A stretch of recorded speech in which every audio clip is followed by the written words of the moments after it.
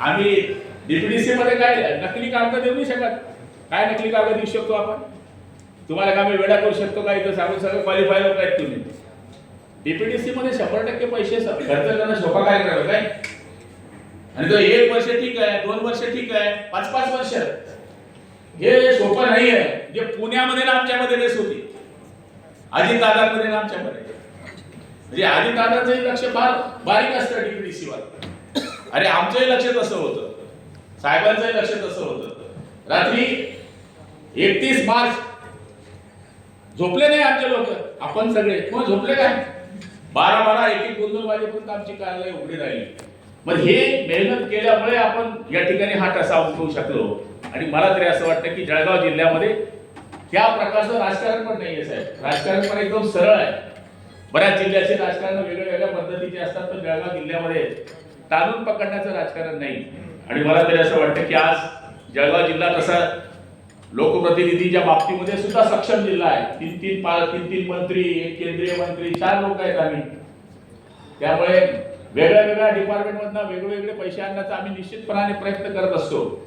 पण आपल्या सगळ्यांचं सहकार्य जर खाली नसेल तर मग त्या ठिकाणी काय करणार?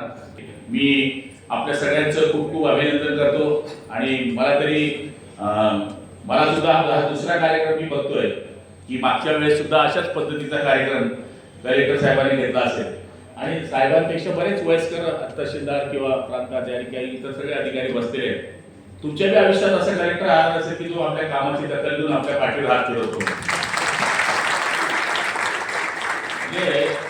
असं कधीच होत नाही.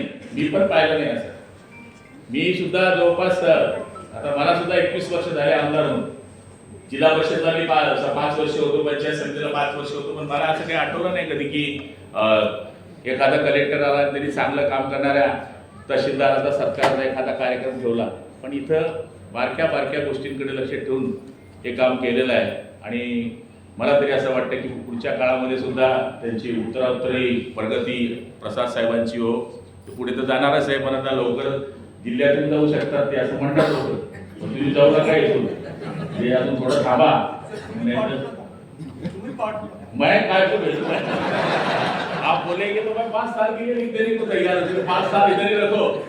सांगायचा अर्थ असा आहे की अशा अधिकाऱ्याचे प्रत्येक जण शोध घेत असतो. मुख्यमंत्र्यांनी सत्कार केल्यानंतर माझ्या मनामध्ये भीती तयार झाली.